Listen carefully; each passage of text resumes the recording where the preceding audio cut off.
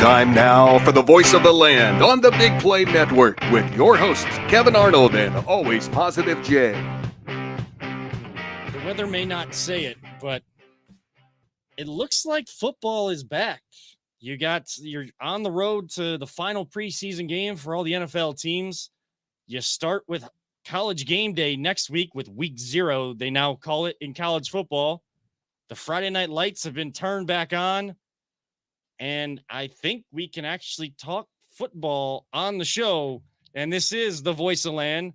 Just so happens that the preseason allowed us to bring this back a lot sooner than normal. We are your official, unofficial Big Play Browns post-game show, as we will react to week 2 of the preseason and everything that has led up through training camp. The crew here at Voice of the Land got a chance to go out to training camp as well. So we'll kind of break things down. Where are the camp battles? What will be the roster? What are those last few spots that are going to be needed for this team to add as much depth as possible? We'll talk about all that, and we will welcome on Kate Arhart, or better known as Cleveland Kate, a little later on in the show. But to get things started, it is the Voice of Land, the Big Play Network with LPV Productions. I'm one of your hosts, Kevin Arnold. I'm looking across at my co-host, Always Positive Jay. No headphones tonight, huh? No headphones. Good call. I was like, something just seems weird, and you're just like, no headphones. Oh yeah, I should probably put those on. Thanks for the heads up. Yeah, I mean, if you're I was looking at myself. I'm like, man, I really do look like a relief pitcher for the Indians. Yeah, you gotta look at the camera. You gotta look like five steps to the 5 steps to the right there. That's why I got you here, man. You gotta train me to be a professional. We don't hold like anything back in terms of secrets about how the show is running. We got a monitor to my left, or however I'm pointing right now, and you probably can't even see my hand in the screen right now. There's a monitor on the other side because when we welcome on a guest, we like to be able to see them. But if we look at the camera this way, and if you're just listening to the audio on the Spotify, Google, all the podcast platforms right now, you're not going to see this at all. But I am turning to my left to look at this screen, and it looks like this guy doesn't know which camera to look at. But that used to be where our guests pop up on. So Peter, or audio, behind the proverbial glass, Peter Tellup, our producer extraordinaire, set up another monitor for us when we get guests on. And, we're kind of looking at each other from both sides of the peripherals tonight. If I can even talk, a week off really throws everything off. Just a little bit. Just a little bit. But we are going to talk a lot of football tonight. The entire crew is back. We're here. It is your preseason edition of the Browns post-game show. We're also going to talk a little, high school football. And Jay decided to come in as a relief pitcher, but wasn't prepared, because if you get the call from the bullpen, you better be ready. Didn't have the headphones on to start, so he wasn't really ready. It was the rain out, threw me all off, man. And postponement, so they go 1-1 against the White Sox. We'll talk about that later as well. But we start the show usually with our thoughts, prayers, well wishes, however we want to. And Jay, I'm going to throw it to you first, because this is kind of where we show the realistic elements that we know sports is an escape. Real life can get in the way. And I throw it to you to send out our first edition tonight of well wishes, prayers, condolences. This one's going to be tough. Like, I'm going to try not to choke up the best I absolutely can. Like, I lost one of my brother's best friends, like, growing up since high school. Just a very, very close friend, completely unexpected. Had a soon-to-be wife with 2 kids. And I just want to say thoughts and prayers to him. And if anything, like, you could take from him that I'm going to is be more outgoing to, like, meeting up with your family and friends and doing things with them. Like, don't waste time. Don't waste any time. Don't waste any time. And again, like, my sympathies and condolences to you, your friend, the family, the most part, because, it's never easy to lose someone early. So on behalf of Voice of the Land, we send our sincerest condolences and prayers. Again, I'm getting choked up and I don't even know the person, because because those types of things, to hear those types of things, it brings you back down to earth. It kind of shows where reality is, when life can, give you that reality check, as we sometimes do on this show here. Life will give you the ultimate reality check sometimes. and it is very difficult to hear those things. So I mean, he was also a content producer, and he's one of the biggest proponents of people that have like pushed me to do this. And he's always said, he's like, do sports. There's always going to be content created for you. It'll always be there, and you have the passion for it. You have the knowledge for it. Do it. And his saying was always, don't talk about it, be about it. So he's going to take those lessons on with me and try to make his memory live on through him. You saying that, the saying that he had, I feel like I did know him because it's kind of one of my sayings too. And it's something that, when Nick Paulus was, one of the original hosts on the show, when we would talk about Brown stuff and talk about press conferences, that was one of the big things was don't just talk about it, be about it. When you hear one thing and you see another on the field. So I feel like I kind of knew him, not to say I took it or whatever, just two people saying the same thing. And, wish I could have gotten to know him a little bit more. Peter, any, as I'm kind of sharing the show for everybody to tune in tonight, whether on Facebook or on Twitter, whether Big Play and Voice of the Land pages, any well wishes or prayers you want to send out tonight? Yeah, I just wanted to offer my condolences to Jay. It's terrible to lose someone, especially someone so young, and it really heart goes out to you and to him and his family. I did want to kind of give a well wishes to all the kids going back to school. My kids start on Tuesday, and I was actually shocked because I was driving home the other day and after dropping the dog off at daycare, and the school zone was on because Lake Catholic was already back in session. So that kind of caught me off guard, but please be aware of the school buses and the kids out at the bus stops because it's right now it's still bright in the morning, so it's easy to see them, but as time goes on, it's going to be darker. And make sure you understand the rules for when you can actually pass a bus. Yeah. Because unless it's a 4-lane road or divided highway, stop.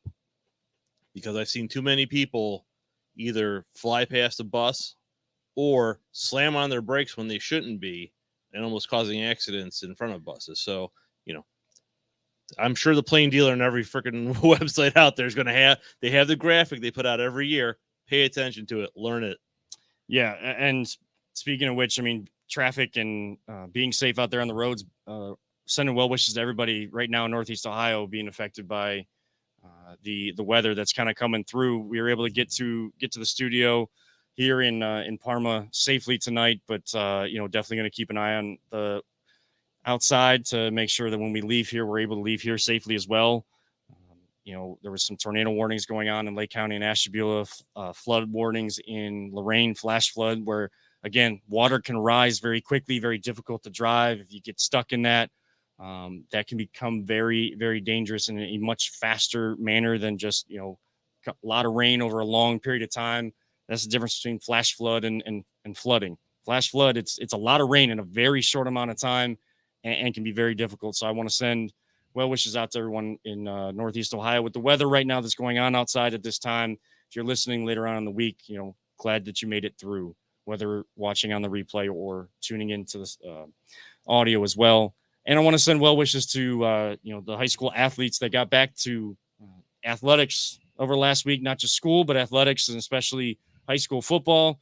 Remember, Peter and myself, we were part of, and Jay might learn some camera work this year as well. So it might be a crossover between VTL and the Chagrin Valley Conference here in Northeast Ohio, covering high school football. We were out at Orange High School. Great atmosphere. They had a block party beforehand. Beechwood kind of spoiled the party, winning 43-8, but it was still a great time. We were got to call alongside Anthony Alford, one of our friends, and it was a great time. But some of the athletes that took some nasty hits and kind of got help off the field. We are lucky to have the medical facilities, medical personnel that staff our training offices in the various school districts around Northeast Ohio. We are so lucky to have world-renowned healthcare here in Northeast Ohio, like right at our doorstep, and they're right there for our student athletes all the time. But it was great to be out for high school football. I mean, it's kind of going to be kind of one of the themes. We've been out, Jay, you and I have been out to various games over the weekend, right? I did. I just went to the Guardians game. I did not go to any high school. When did you go to the Guardians game? Oh, when did I go? It was during the day last Monday. Okay, yeah. Thanks to Tony Rizzo. He bought seats, and if you didn't listen to the show, he thought he was going to get seats for a Monday game, Mm-hmm. and it was the following Monday, and he was on vacation. So he's like, "Oh, do you want these seats?" I'm like, "Sure." They were like 5th row, right behind catcher. I'm like, my dad that was the first time going to a Guardians game with my dad since Municipal Stadium. Me and him both thought about it. Wow, we did not go to a game. But I mean, he's a crane operator, dude. Like he's the first one on the site, last one off the site, and then there's times he's 4 hours away. Yeah. So yeah, it's like that's a kind of deal with that growing up. So it was great to go out there, and he was just like, these are the best seats without a doubt he's ever had. And he was so pumped. And man, I love Guardians fans, but man, you guys got to be louder, man. Holy moly, that day game they were so quiet. At the end, you know me, dude. I stood up. I'm like, come on, let's cheer on Clase. I'm just raising them up. Let's go, Cleveland. And I got like 5 people like, yeah, let's go. Oh man, this is different than what I'm used to at Browns games. Yeah, well, I mean, I was out at Guardians game last night, was there for 8 hours because went through the rain delay, then saw baseball, then saw some great fireworks. We'll talk about that more in the last segment. And then was at the preseason game today too. So kind of, we'll talk about that as we talk about the game today. And, I mean, the Browns lose today, but I mean, it's preseason, 21-20. They're working on things. You got Josh Dobbs and Josh Rosen as the quarterbacks today. Some good things, some rough things. We'll break that down as we go, kind of what I saw from out there and what we've seen, what we got a chance to see together, all 3 of us at training camp. We'll welcome on Cleveland Kate here in just a little bit on the other side of the break. But the one question that we haven't talked about, we finally got clarity on the suspension. So we kind of know where that's going to go. It's 11 games, $5 million to charity. And I know the NFL is then putting in $1 million. The Browns are putting in $1 million to that. So $7 million to charity for people suffering from, sexual abuse or some sort of sexual abuse type crime as well. And then he also will have to go through professional evaluation and be checked in on to be reinstated as that goes. So, Jay, I haven't talked to you since that point. Do you think they did the right thing? NFLPA, NFL kind of coming together instead of Peter C. Harvey having to levy his ruling, or with the whole, who was the original judge? I can't remember her name. Judge Sue L. Robinson. Yes. Remember, you got to remember the middle initials for these people. What they did with her was a waste of time, in my opinion. Yeah. Like, if it was, whatever I told you, whatever they gave him, whatever they gave him, I didn't care. It wasn't up to me. I wasn't there. I didn't look deeply into all these cases and stuff. I didn't want to. It's frankly disgusting, but you got 11 games. It is what it is. We're gonna move on. Yeah, and it was we've kind of been at the point of being ready to move on for a while, even since before the original ruling from Judge Robinson. But I think the bigger thing to come out of that day, the news breaking that day, was more so the press conferences and the mixed messages, the disingenuous element. It was, Deshaun Watson, he's maintaining his innocence, but he's still apologizing. And he basically apologizing that he got himself into some sort of situation. However, whatever, we still don't know the actual details because he was never charged with anything. Judge Robinson said she found that he was guilty of certain things. And, I don't really want to go through because, like you said, it's the whole situation is all disgusting. We've talked about it ad nauseum, I think, on the show in terms of that. But just like, again, we were just mentioning the press conferences, listening to someone talk, and Jimmy Haslam saying, continuing to back him and saying that he is remorseful, but he doesn't seem to be. And there was I can give 2 craps, honestly, what Jimmy Haslam has to say. Like, dude just pays the bills for my football team, and I don't really think he's the best person in the world. I don't know him personally, but from what everything you hear, probably not. I don't think too many billionaires are actually great people usually, but that's just my personal opinion. There's a reason why, if it was ruled to be a full season and the NFLPA and the NFL couldn't come to the agreement, the settlement on the discipline for Deshaun Watson, and it would have been a full season or more, they could have gone to court for an injunction or whatever, and then brought up the elements of not going at the owners. Like, there's a reason why that is kind of the elephant in the room that still is yet to be addressed. Deshaun Watson, all that stuff is disgusting. There are more people in the NFL that need to be, held to the same standard or a higher standard, and it's not happening. So the whole situation, everyone involved, it's all disgusting. But we'll touch on that more, and then finally transition into really talking football, Browns football on the show. This is the Cleveland Browns post-game show here on the Big Play Network. This is the voice of the land, Kevin Arnold, always positive Jay. Peter Tell will be back on the other side of the break with Cleveland Kate, our guest of the evening. We're going to talk Browns, and she's going to help us transition to actual football talk as well. So stay tuned. We'll be right back after this short message. Whether you're looking to hire new talent or start a new career, Vector Technical has you covered. Vector Technical is a 28-year-old staffing firm that has helped thousands of job seekers advance in their career with reputable partners throughout Northeastern Ohio. Vector Technical is more than just a temp agency. With an above-average hire-in rate of 1 in 4 candidates, Vector works hard to connect the right person with the right opportunity the first time. Vector Technical hires for skilled manufacturing and light industrial work and is sure to have a career that you've been looking for. To learn more, visit our website at www.vectortechnicalinc.com. Welcome back to the Voice of the Land on the Big Play Network. Kevin Arnold, always positive Jay across the table from me, and behind the proverbial glass, it is Peter Tellep. And as you just heard, our sponsor is Vector Technical. They'll get the right person in the right job the first time. More information from them to come as the show goes on. But right now, it is time to welcome in our guest, the senior sports editor for ourturffootball.com. It is Kate Arhar, and hopefully I am saying that correctly, but better known as Cleveland Kate at Cleveland Kate without any of the vowels in the Twitter handle at CLVLND, the letter K, the number 8 at Cleveland Kate on Twitter. Make sure you follow her for all the football. Thank you so much for taking some time tonight, Kate, to talk with us. Thanks for making my name sound so complicated on Twitter. I'm just excited to talk about football and not the off the field stuff, to actually talk about what's going on the field. I'm just excited to see you, Kate. It's been how long? What, 4-5 hours? At least. Yeah. We had our draft for the RBS underground today, and 12 people were supposed to show up, and all of 4 people showed up today. There you go. We still had fun.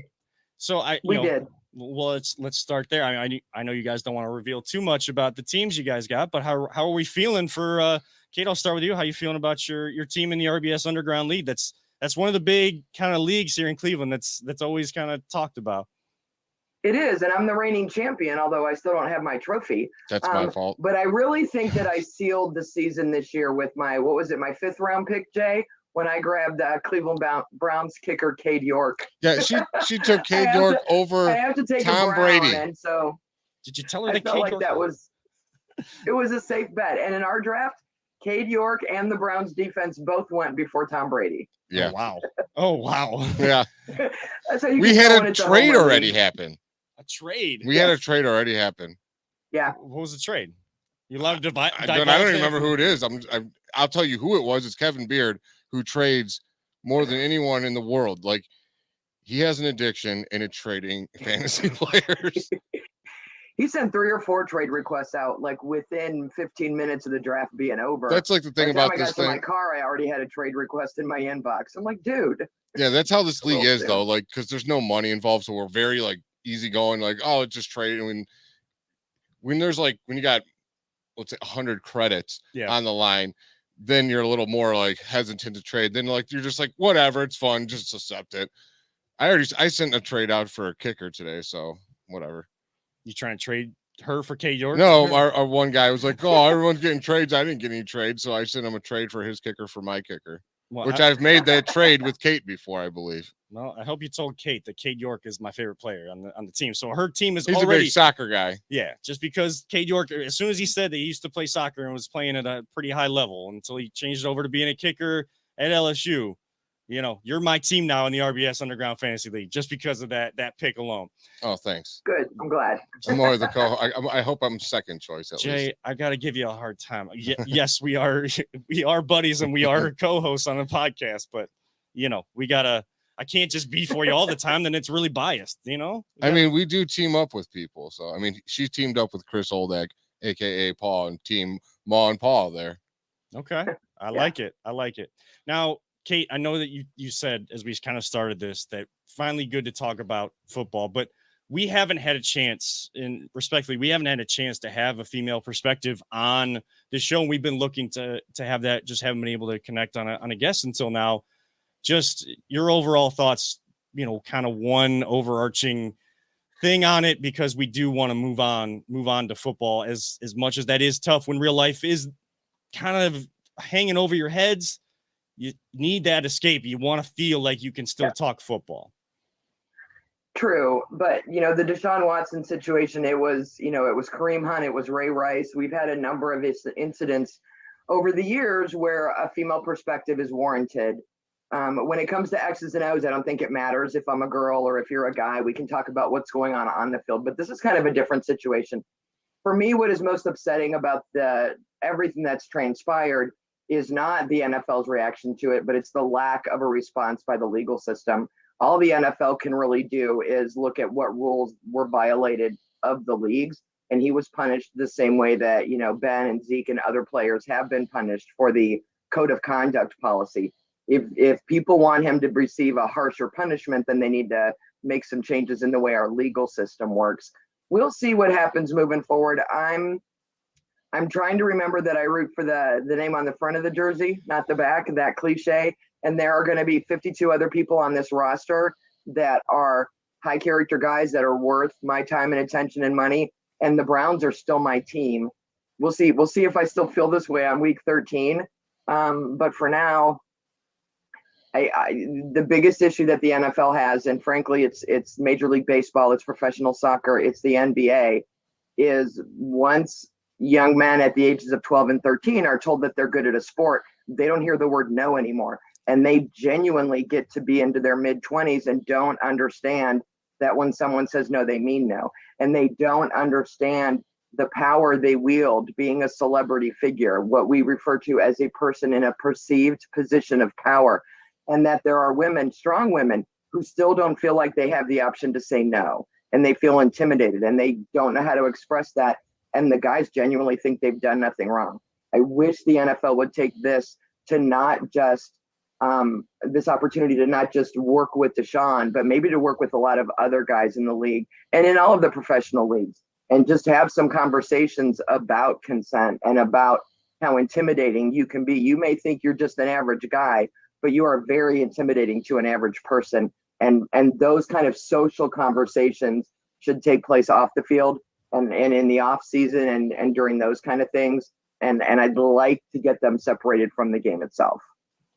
Yeah, and it's like you said, there hasn't been many female voices that have been able to speak on it. And when the news broke, ESPN was on in the office building, and there were several of the female reporters for ESPN that were on there, and they were kind of having their voice kind of almost pushed to the side, and yet it should be the most important voice. And one of the reasons why we definitely wanted to have you on, do you have, outside of the NFL getting to these guys earlier to have these conversations, is there any other thing that they can do? We know we don't look to the NFL for morality or moral values to teach us those things, but it's becoming beyond ridiculous for how much some of these things just tend to easily get swept under the rug instead of having the real conversation, so that it's not happening as often or at all. It's difficult because, a lot of the responses that I see from people are, it's not an employer's job to police people in this fashion. But if you work at a normal job at a gas station or at a company, literally millions of young kids aren't looking up to you. These men are role models, and there are generations of young men looking up to them and looking at their behavior and trying to model their behavior, whether it's their training ethic, their eating habits, how they handle themselves in the locker room, and yes, how they behave off the field. When they see these guys out at a restaurant, how they treat fans, when they see them at a club, when they hear about what their behavior is off the field, they emulate that as well. And so I feel like they have a larger responsibility than just your average guy at a job. So I I wish there was a way for the NFL to take things a little more seriously. But I also have to say that as a woman, there's a reason why girls say NFL stands not for ladies. We've never really felt like our opinion mattered as much to the NFL, even though the vast majority of dollars being spent in this country are being decided by the females in a household. It may be guys buying tickets, but they're having those conversations with their wives, or the wives are buying them tickets and shirts and all. They're spending money on stuff as gifts. So we have a lot of spending power, but we have to take clear bags to the stadium and just little things that just make us feel like we don't matter. And then in this situation, that's just the overwhelming feeling for a lot of women, is that the NFL doesn't take female issues seriously. They don't take abuse against women seriously. Greg Hardy played in the league for years after allegedly committing some heinous acts. So, you're kind of stuck with, if you're someone like me, with a sport that I have loved since I was 9 years old. My dad raised me on old school football, leather helmets, no pads, guys who built this game, who had to have jobs during the year because they didn't make money during football season. They didn't make enough money to feed their families. These were just hardworking guys. And I grew up loving the game. And so I have to kind of figure out how to balance my love of this game with the behavior of some of the people that play it. Luckily, it's a small number of guys. When you look at the overall number of people involved in the NFL, this year is just going to be a little different. So I guess massages will be happening at training facilities, and there will be videos monitoring them. And, we'll have like sort of the Des Bryant rules set up for this year. We'll see how it goes. I wish he would stop saying things like, I'm sorry, and then in the next tweet saying I didn't do anything wrong, because that's a little stressful for me from a PR standpoint, is to tell me you didn't do anything wrong and then apologize to me in the next tweet. So maybe that's the bigger thing, is at this point, is they should just all get off social media and go study their playbooks. See, there's two things that you said that triggered something to me, I guess, and maybe you had some thought on.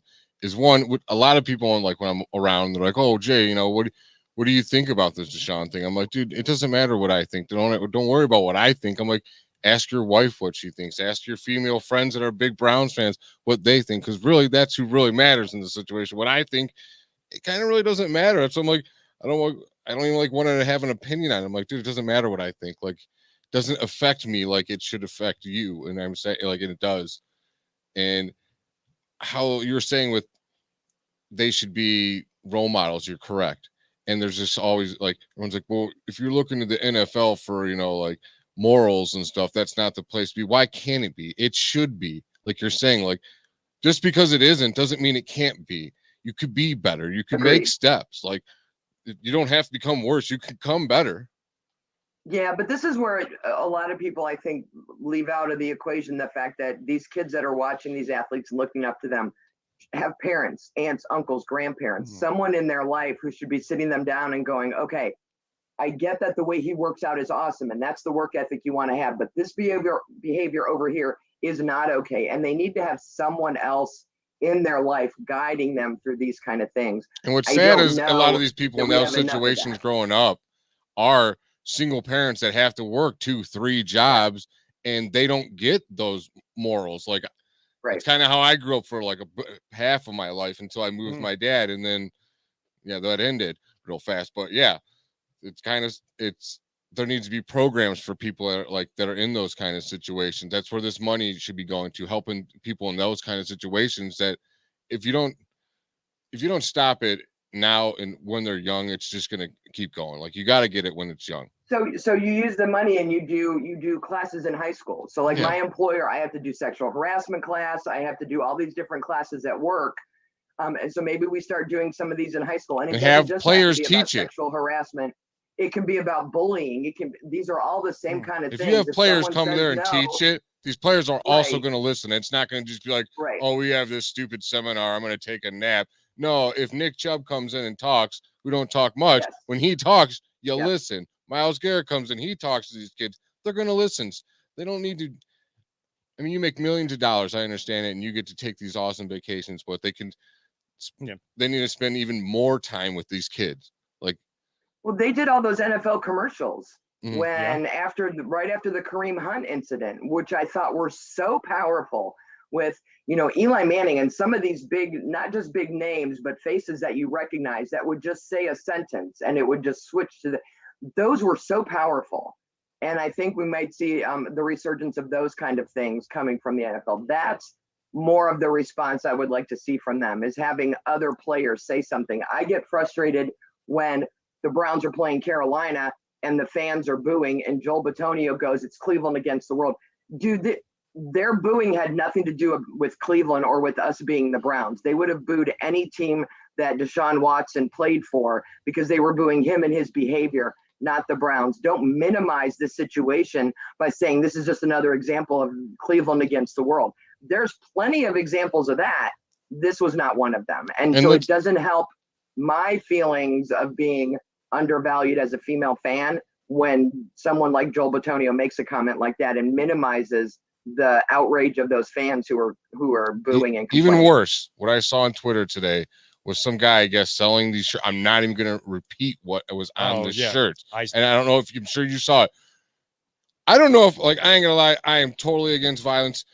I probably would have punched that dude. I would have been enraged, and I would have been like, I would have just let the cops take me and took my punishment, and I wouldn't have cared because I think someone would have been. That's a whole nother conversation. That was so wrong. Because, it was just it disgusted me. It's a whole. We could probably do a whole hour on the Twitter reaction just when we got Watson to begin with.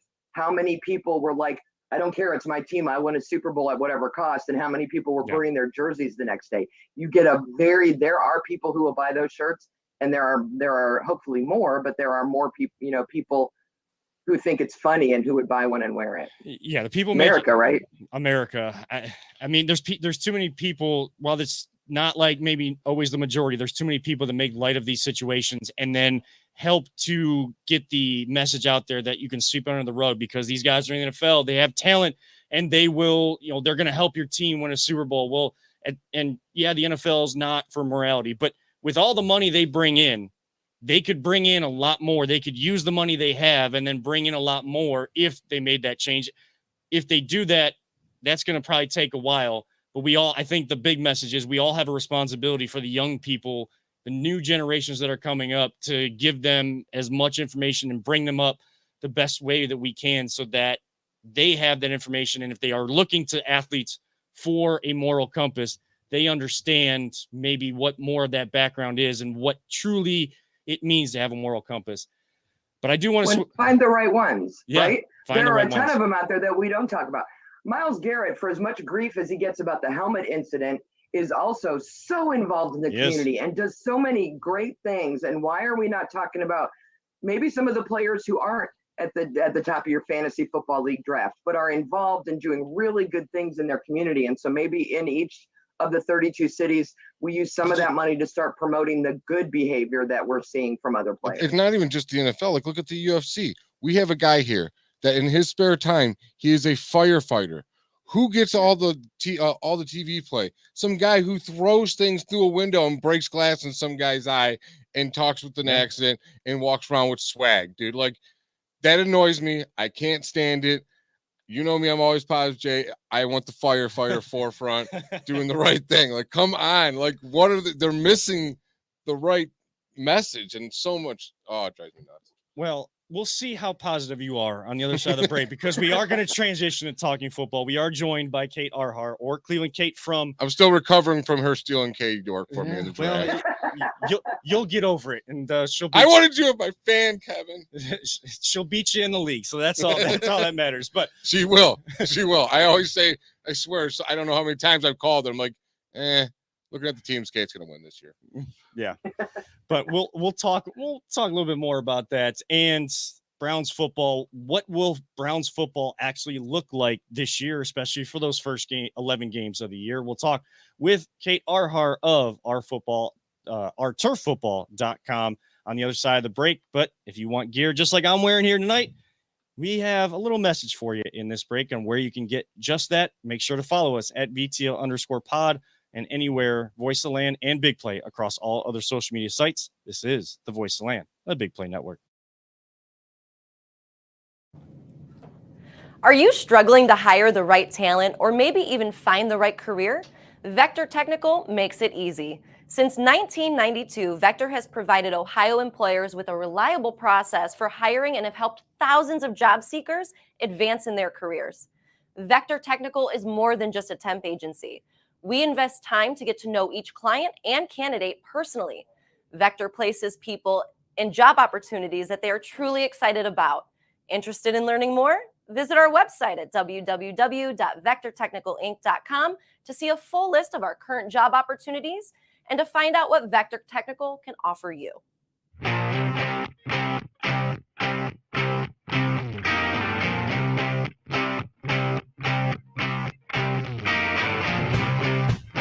Get your gear at voiceoftheland.com/shop. If only people heard the conversations that go on in the breaks of the Voice of the Land right here on the Big Play Network. We are going to be your official, unofficial Browns post-game show. We are joined by Kate Arhar, the senior sports editor for our turffootball.com, better known as Cleveland Kate on Twitter. And we kind of got the off the field stuff out of the way. So it's finally time to really transition and talk football here on the show. There was a preseason game today. The Browns lose 21-20. Josh Dobbs looked pretty good. Jerome Ford continues to impress as a rookie. There's other rookies that are kind of impressing out there on the field, just like one of the fantasy football draft picks by Cade York. Did miss a 55-yarder, but hit from 50 earlier in the game. Upright. He had the distance. He hit the upright. Yeah, and that thing would have kept going. His 50-yarder looked like it was going to go for a lot longer. We were kind of my wife, some other people that we work with. We were at the game. We got tickets from work, and we were on the dog pound side, but in the club seats, kind of just sitting above. And that one, a couple that he kicked into that net, like you could just tell where he hit the net. He can kick longer. Okay, I mean, your thoughts on the team and the prospects, especially for those first 11 games. Do you want to see the starters play next week so that they have a little rhythm before that? Basically a 2-week break now between preseason final number 3 and the season opener in Carolina. You know, now that the Watson situation is settled, and we know that we're going to, most likely see Jacoby Brissett for the first 11 games. I thought I would see more of Josh Rosen than we did. We saw an awful lot of Josh Dobbs today, which is fine. But I think playing them in the preseason is still kind of a risky thing. What you're doing is you're going to go up against other teams that are trying to get down to their 53-man roster, and you're going to see scrubs, second and third string guys, bubble guys that are going to try to make a play, try to make a name for themselves, try to get on that roster. And this is when you start to see some of the injuries happen. We can't afford an injury. It's bad enough that we are starting from scratch with a brand new quarterback, whoever it is, having to learn this offense, having to, Amari Cooper having to figure out who's going to throw him the ball and how they're going to get some rhythm. We've lost our starting center and then our backup center. And so we're on our third or fourth or fifth center. I mean, there are just too many risks of injury in my opinion. I don't think that the consistency that you want to work on and the chemistry and stuff is something that you can't just do in practice. On top of that, what we're going to see, what we saw a lot last week, and I didn't get to see too many of the games this week, is a lot of the defenses are just working on certain things. They're working on their blitz packages. They're working on their secondary coverages and stuff. So you're not even going to get a real feel for how our starters can do against the defense, because you're not going to face a starting defense. So I'm fine with continuing to figure out who's going to make this roster and who's going to make the practice squad. I am super excited to watch Jerome Ford. I love this kid. I don't know that 4 running backs on my roster week 1 is really the way to go. At the same time, we've seen a lot of injuries in this running group. Last year, Dearness Johnson. Do you think he makes Kareem Hunt more and did a great job? So, Ford, I think, I love him. I love the excitement that I get when I'm watching him as a rookie. And I'm still excited about, David Bell. We haven't seen a lot from Amari Cooper yet, but I think Bell is really going to be someone worth watching as the season progresses. With how good Ford has been doing, do you think that'll make Kareem Hunt more easier for them to trade away if they get the right?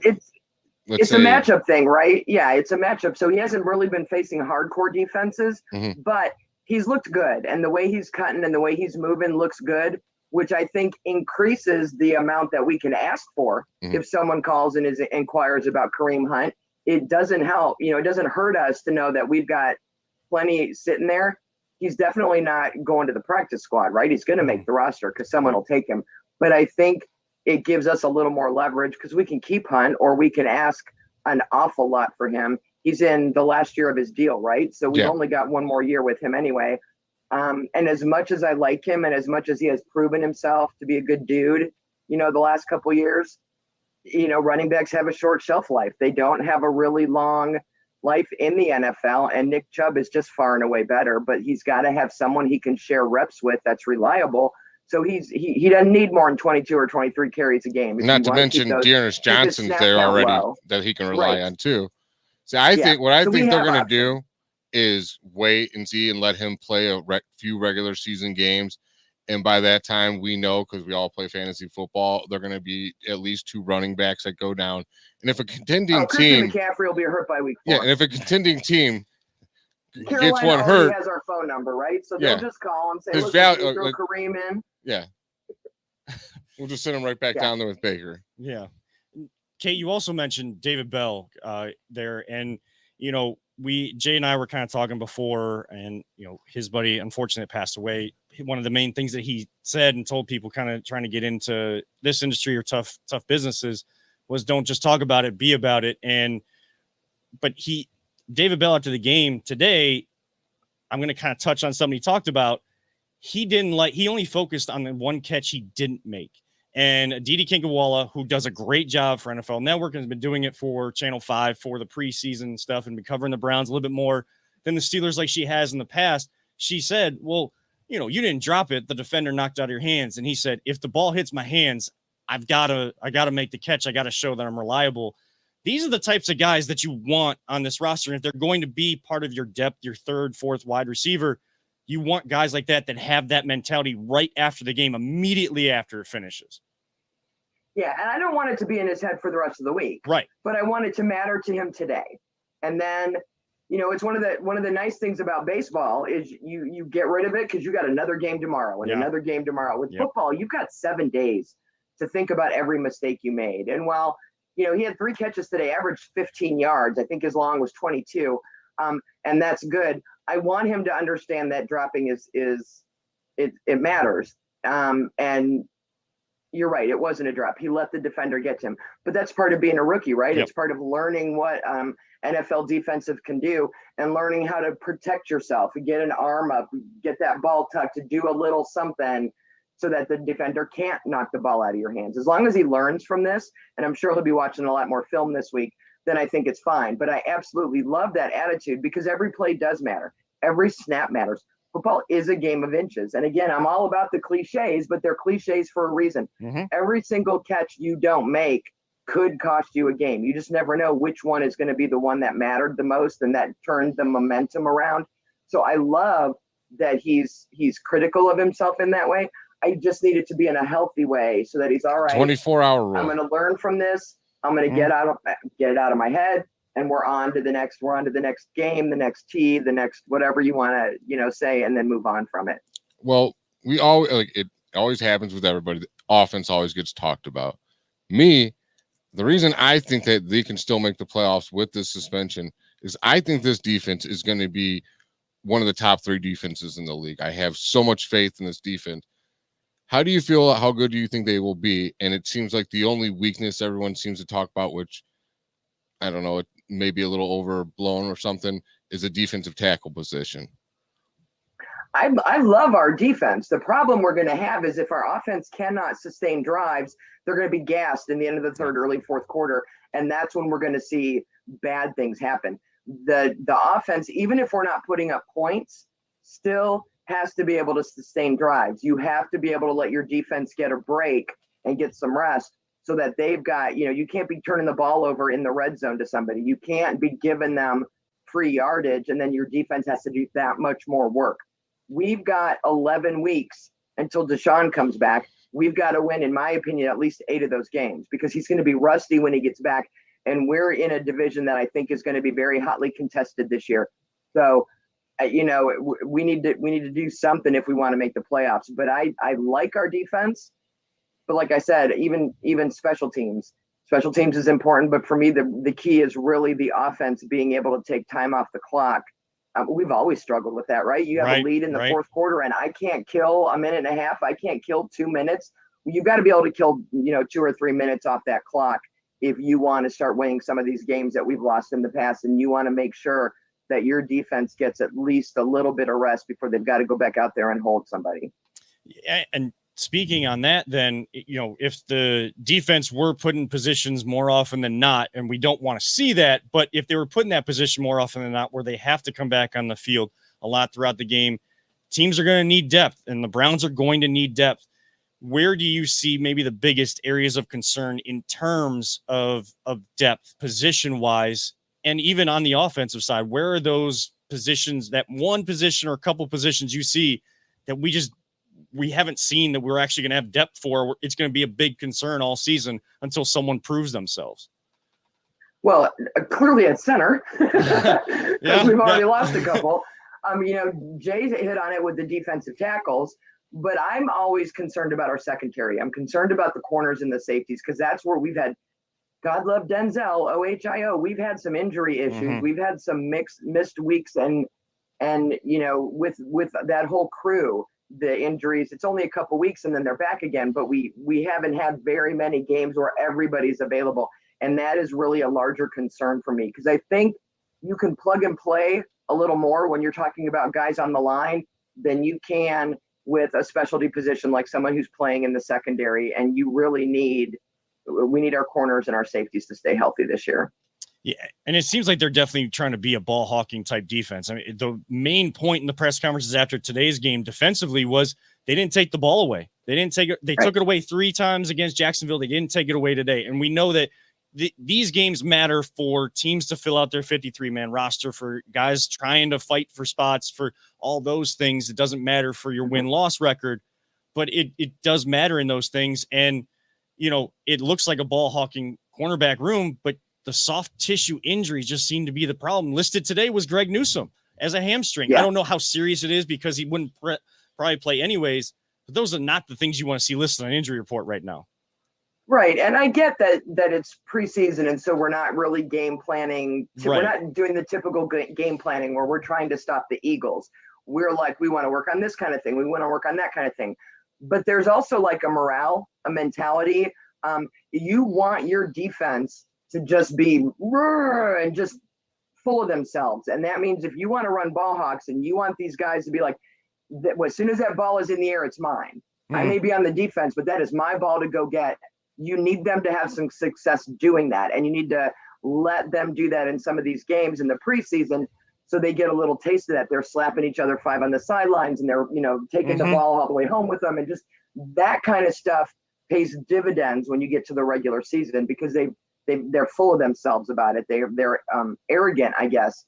And I don't usually like arrogance in my football players, but I do in my defense.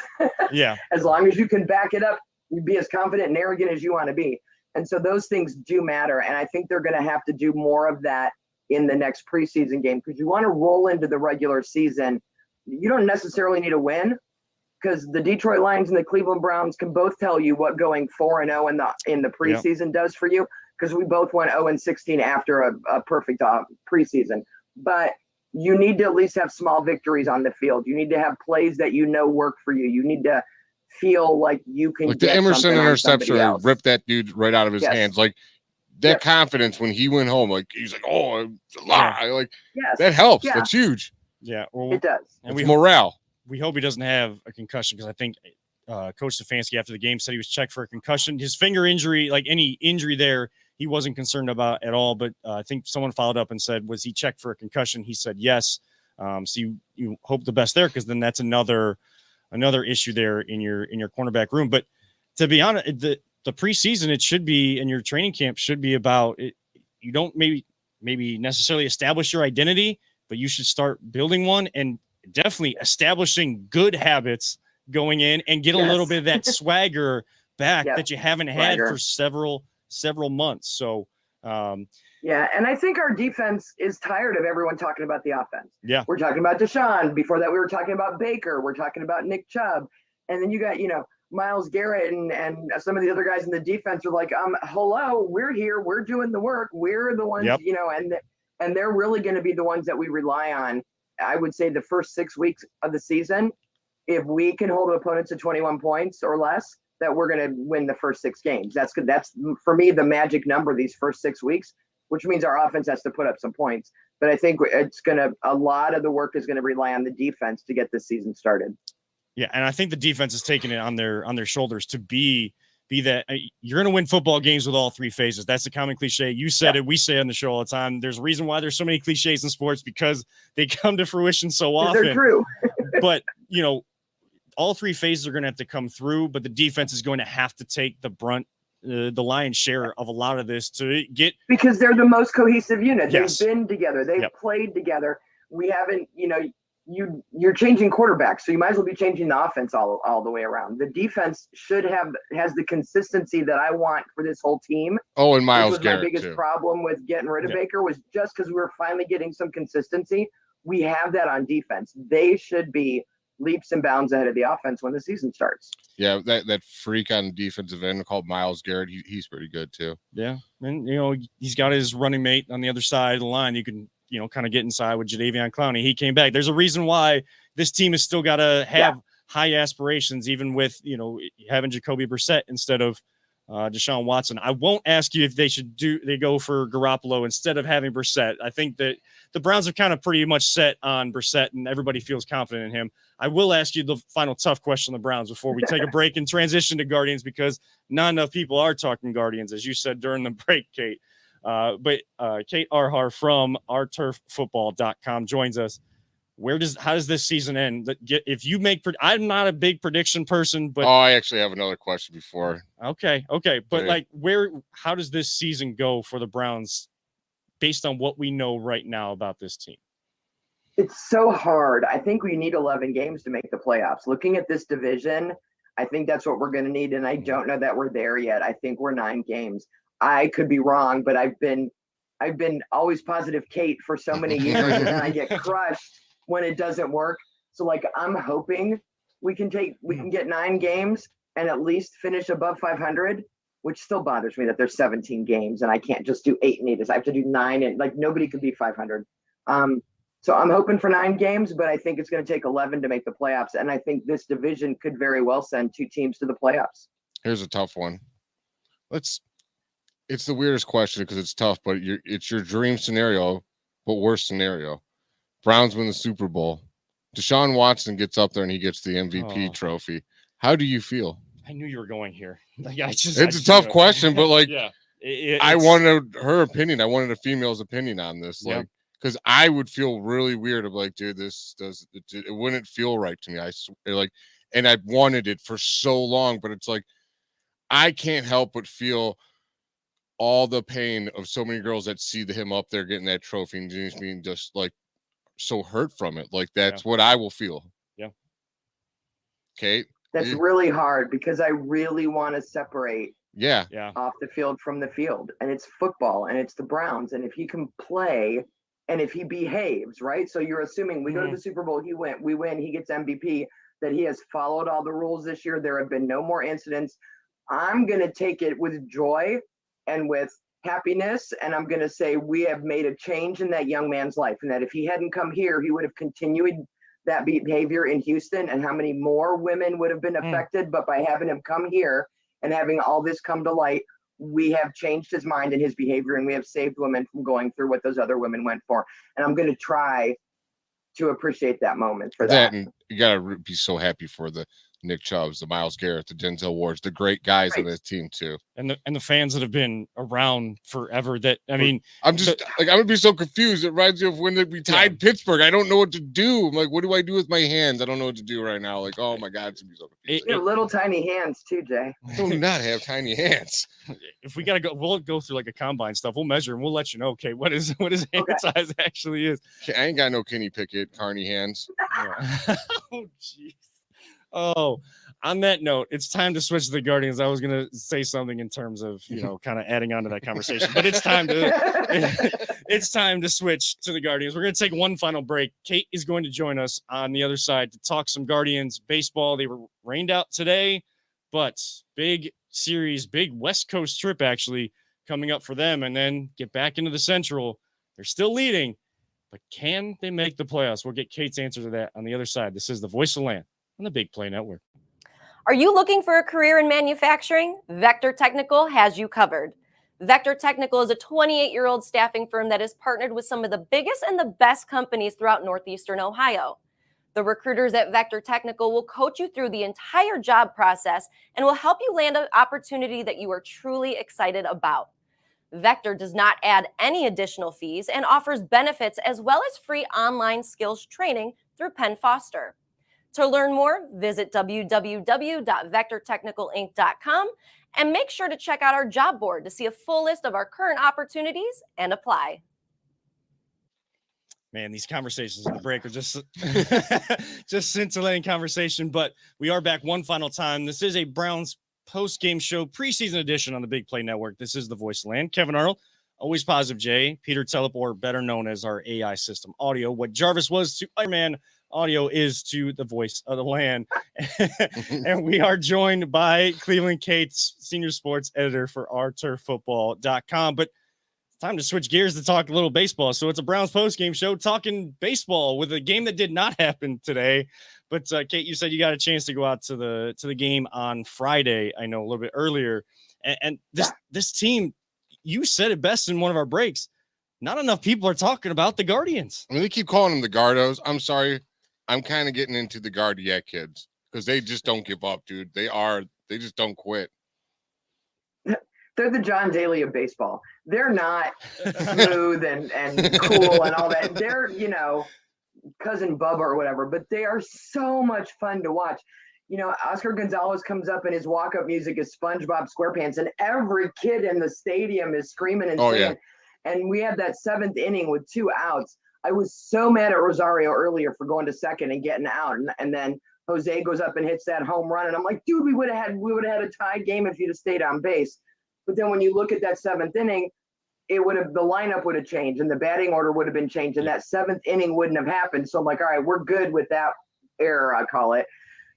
And they just kept scoring. And the for as much as Tito gets on my nerves sometimes, because I think he leaves some pitchers in a little longer than I think too he should. loyal. What about Brian Shaw being left He's in? a little too loyal when it comes to that. He does a very nice job of preaching to these guys. Just put the ball in play. Just hit the ball. Just one base at a time. Take a walk. Get hit. Do whatever you need to, and just that little bit and the excitement that was going on. They have snuck their way into first place, and they had was 3.5 games on Friday. I think we're down to 3 now. The rain delay I think messed up everybody yesterday. Mm-hmm. I don't know why you're playing at 6 o'clock on a Saturday night. You should have been playing a 1 o'clock game when it was sunny. But the Guardians are just so much fun, and being at the ballpark, the energy that was there on Friday night. I highly recommend it. If you haven't been to a Guardians game yet, you need to go. But I fully see them winning this division and actually making a deep run into the playoffs. Their starting pitching is really good. Their bullpen is doing really well. And we're getting enough offense that things are just moving along. People are hitting really well. And I was worried about the Hedges injury the other day. So that made me a little nervous. I have a little soft spot in my heart for Austin Hedges. I'm just going to say that. I only went Bo Naylor. But, Bo Naylor. Sorry. Maybe I'm just saying they're just so much fun right now. Yeah, I think at this point we're kind of at our cap for the amount of guys coming up from the minors to all have an impact. Like, it's amazing to see how many of these young guys are coming up and of course connecting with the fans, but also just making an impact on this team to make this run, to be a year or so ahead of schedule, having so many top 100 prospects in the minor leagues to start the season. So that's the cool thing about baseball. And for me, it's also the problem with baseball, because I'm never going to get the Dolanses to spend more money, because you can actually win games with a lower payroll. Mm-hmm. And even though it makes me crazy, but a little birdie told me that Mustard might be getting sent down to the minors, because apparently he is still over in all of the races this season. Well, I've been petitioning to make a trip down to Columbus. I've been petitioning to send him down and let Chili Dog as myself race because it is the best hot dog, and I will make it happen. I got my boy Austin Love from News Channel 5 help me out. You need to work on that because I think Mustard's slump is just not going to bust itself. He needs to head down to Columbus and He needs to see take a someone little else break. We come need to up bring and someone do else out. something, maybe push him a little bit. All right. Well, you better get like a hat that, you better get a hat. Onion's not taking one for the team, so. No, well, Onion won last night when my wife and I were I at the know. game. But and like you talk about the energy in a He stadium. cheats. Yeah. Yeah. But He cheats. I mean, he does, yes. And I heard that there was like replay on Friday night for Mustard, and Yes, you know, there was, and it looked good. He had the tape, and then I said, "Wait for it, because it can't be this good." Because I was rooting for him. mhm. I'm all about the underdog story. And then when they showed the replay, Ketchup got his hands out there, just literally broke the tape, and then Mustard grabbed it and ran off with it. So it looked like Mustard won until they showed the replay. I'm like, dude's going to have to go down to the minors. He's got to work on his start. He's got to work on his finish. It's just not good. So I'll let you a secret. Like, I don't like ketchup, mayonnaise, or mustard. I don't like condiments. That's the only reason I love chili dogs. And I need to get the Condiments chili. in general. Yeah, except for I like A1 sauce. coleslaw on my chili dog. You I ever can do had that. coleslaw on a chili dog? I can do that. Oh, it's super yummy. If you get into But we that, digress. If I get in that race, Kevin, if you get in that race, Jay, that hot dog soup, you better go to voiceofland.com/shop and get one of these hats and have the Voice of Land hat on there, because Kevin, if I get in that race and I really want the chili dog to win, you're running, dude. Like, I ain't running. You're the soccer player. You get out there and destroy those other hot dogs for me. I just want chili dog to win. I don't care if I'm running. I want it to win. I'm tired of ketchup and Onion swinging her purse, cheating and hitting people. Mustard, you can't win anything. They give chili dog a chance. They let relish run with Mike Polk. Like, no one even likes relish. Wasn't there a bacon one too? Wasn't there like a Sugardale bacon Dude, thing, don't tell me piece there of was a bacon or bacon. something? Like, dude, you can't tell me this kind of stuff. Yeah, like, I want chili dog to race one time. Well, in that like 60 game sprint in 2020, when they were just doing like the virtual computerized or whatever races for the hot dogs, I think there was like Sugardale probably sponsored something, and they had their bacon thing. I do love bacon. I mean, they make the hot dogs, so they got to get some of their other products out in front of people. But back to the actual stuff that matters on the field. The young guys on this team. Like I was saying last night, being at the game, yes, it was still rock and blast fireworks, and the production that the Guardians do for fan interaction throughout, and the firework productions they put on, especially their rock and blast, absolutely amazing. But fans stayed through the 3-hour rain delay to see this exciting team, not just the fireworks. There were more people that stayed than would normally do that when it went into the night. They were down 2-0 going into the bottom of the ninth. Everybody is still on the edge of their seat, believing this team can come back. That's the type of excitement that this team has generated in this town. 2 reasons. One, they got the best food of all the stadiums, because when I went, I spent about $65. I went to like 4 different stands, and they're all fantastic. They got the best food. But 2, they're just exciting, dude. Like you said, they're the best ticket in this town right now. Why wouldn't you stay? Well, you've got Andres Jimenez, who is just, I think, upped his game. He was playing really well the first half of the season, got himself into the All-Star game, and has really upped his game, continued to up his game since then. And then Stephen Kwan, he could be rookie of the year, is so not just how good he is, but to see how excited he was Friday when he hit that triple that scored those 2 runs and really got that rally going. He's shooting guns at the sidelines. That slide into third was as smooth as it gets, man. That was awesome. Right? I mean, all of them, Naylor, just all of them are so excited to play the game. And there's a joy that, for me, takes me back to the 90s teams, to, Omar and Baerga and Carlos and Sandy, and how Tommy even, and how excited they were, and how much you could tell they loved the game. I feel that same kind of vibe with these guys. They're names that a lot of people don't know on a national level, but they have got it together, and they are just so excited. And it's just so fun to watch them when they're playing well, and to see and see them rooting for each other and how excited they are. I just keep saying the word exciting because I wish I had a better vocabulary. And we mentioned all these players. No, we have not said Jose Ramirez, you guys. We mentioned all these players. We have not even talked about a guy who's probably been mentioned as Right. top 3 MVP candidate 3 or 4 of the last years or something like that. Shane Bieber, our Cy Young former winner. And that's a good point, saying we haven't brought up Jose Ramirez. When he signed that deal and everybody was saying, it's a hometown discount, which for a player of that ilk and where he could get money from, it would be considered a hometown discount. But everybody thought, especially this year and maybe the next year and a half, he'd have to shoulder the load. Yes, he is the one that's got the best stats on the team. But when he's down, everyone else is picking him up. And there's many other guys. It's easier. You don't know who it's going to be every single night. Like, look at their averages. Like, what bothered me years past was, like, we used to have these guys, and they were awesome, but they were batting 250, 260. And I'm like, dude, I grew up watching those 90s teams where they were around 300. There's like 4 or 5 or 6 guys that are either batting 300 or high 200s. And it is so nice to see that kind of like you said, it's more exciting. Like, do you want to watch a guy strike out, this guy strike out, solo home run? Oh, wow, that's fun. Or do you want to see guys get on base, running, making plays, close tags at second, doubles, triples, and just keep going and keeping the innings going? That's exciting baseball. That's real baseball. That's how it was. But that's part of sharing the load, right? So Jose doesn't have to carry the whole load isn't as heavy because everyone else is helping him. You can have someone like Straw in the outfield whose defensive skills are awesome, who isn't batting above the Mendoza line half the time, but you don't need his bat. You need his defense. And you've got 4 other guys that are at 280 or better. You're fine on that side of the ball because you can keep the defense and you can balance them out that way. You don't need Jose to carry it. But you're right. When he signed that deal, I thought he's either going to just take this year off because we're not going anywhere, or he's going to overwork himself. And instead, he's right here, and the team he's doing exactly what he's been doing to be right there with him. Yeah, that contract changed him not one bit. He just loves baseball, man. Yeah, I mean, and getting to late August, he's sitting right there, 99 RBIs. Didn't get one last night, but he'll get to 100 RBIs and over. And you don't usually see that with a Guardians team. But again, it's so fun, and when you get a chance to see it on TV and things like that, or hear about it, see the images, see the highlights.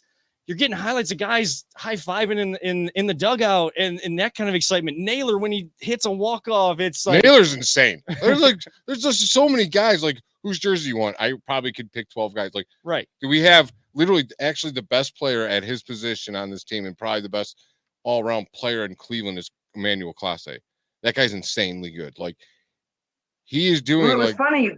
Go ahead. Last night during the rain delay, they started off playing all these clips of all these games in June, and we're watching them. We're at my husband's high school reunion, and we were watching them, and I'm like, God, June was so fun. And there were people there who hadn't really been watching them this year, and they're watching the clips, and they're like, what was this, a couple years ago? I'm like, no, this was a month ago.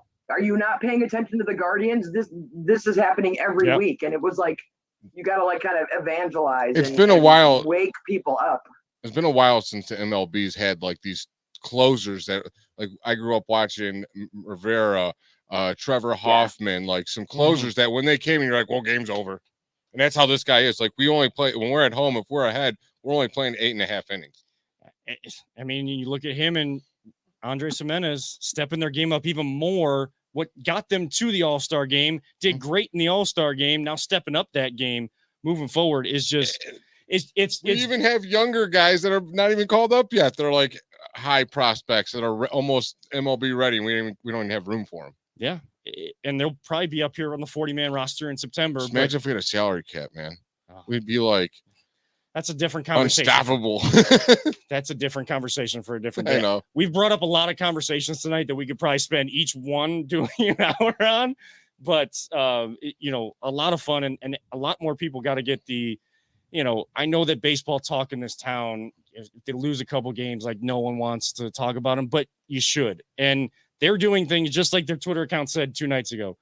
They're playing the game the way they're playing the game of baseball, the way that no one wants you to play, but they're doing the right things. They're doing the little things. It's an actual team game. More people in this town need to talk about it, but we'll continue to talk about it. I mean, they proved me wrong. At the beginning of the year, I was just destroying this team. I was like, they are finishing last. They have nothing. Jose and a bunch of nobodies, and all those nobodies I'm like, okay, there's somebody. Well, there's one consistent piece to all of it. So glad I was wrong. One consistent piece. It's just hard. Yeah. Oh, go ahead. One consistent piece to all of it. Tito. Terry Francona, Yeah. one of the best men. At the end of the day, this is a football town. And once Yeah. training camp starts, if people aren't already into baseball, it's hard to switch them I know. up. And now that the regular season's a couple weeks away, hopefully if they make a good run and can actually win the division, maybe they'll get people to jump on the bandwagon Well, for the playoffs. this city is because- known. When you get into baseball in October, they'll go a little baseball crazy, though. Yeah. Yeah, they will. They They will. will. They will. And, the people that can afford it will be there, and the people that can't, I mean, I'll be sitting at home watching it. But, even if it's something to know about me, Kate, even if it's maybe not something that is going to go very far, I'm going to try. And that means if I got to try to get more people to talk baseball, I'm going to do it. No matter if I'm, banging my head against a blank wall or whatever, I'll keep going with it. But Kate, Good. a lot of fun tonight. Tell us about our turf football and plugs, please. Tell more people, tell more about it and how people Just plug can get away, connected. Kate. Yeah. Plug away. Plug away. Too many words talk tonight. Our Turf Football is the only website that covers the NFL that is run by women, written by women. We also do a podcast every Tuesday night at 8 p.m. Eastern. You can catch us on Spotify, Apple Podcasts, YouTube. Just go to ourturffootball.com. You can find us on Twitter at ourturffb.com. And you can find me on Twitter at Cleveland Kate, CLVLNDK, the number 8. Well, Kate, thank you so much for taking time to join us tonight and joining us You guys are fun. for the entire show. Yeah, we try to have as much fun as we can. We try to keep things realistic. We're not the hot take place. Yeah, we're not like we're not hot take. We're not like yelling at in the microphone to each other and disagreeing just to disagree on things. We're just here to talk sports and bring it back to what it should be. Yeah. Have real conversations, and if we disagree, understand why the other side disagrees. Yeah. And that again, one reason why we wanted to have you on tonight, to understand the other side that we can't understand from our perspective. And we thank you for having those conversations with us tonight. Thank you so much, Cleveland Kate, for coming on tonight. Thank you for having me. All right, have a good evening. Thank you. You too. Thank you. That's going to wrap it up for this edition of The Voice of the Land. A lot of fun, a lot talked about, a long show, always longer than what we planned it to be, but You're having fun. Time flies, man. Time flies when you're having fun. Cliches always matter on this show, yes, because the ones we come up with always come true. But for Always Positive Jay, for Truly Audio, who did not say a word and cannot be seen on camera tonight, I am Kevin Arnold, reminding all of you sports fans out there, don't let anyone ever tell you it's just a game. We truly love all of you, everyone, 3,000. And as we always say, honoring our great late friend, Mike Allen. All gas, no breaks, and to honor another great late friend. Don't just talk about it, be about it. We will talk to you, though, next week, Sunday night at 7 at VT_pod, all across Big Play and Voiceland, other social media sites, and Google, Spotify, and Apple on the podcast version. This has been Kevin Arnold. This has been the Voice of the Land, the Big Play Network. We'll see you all next week.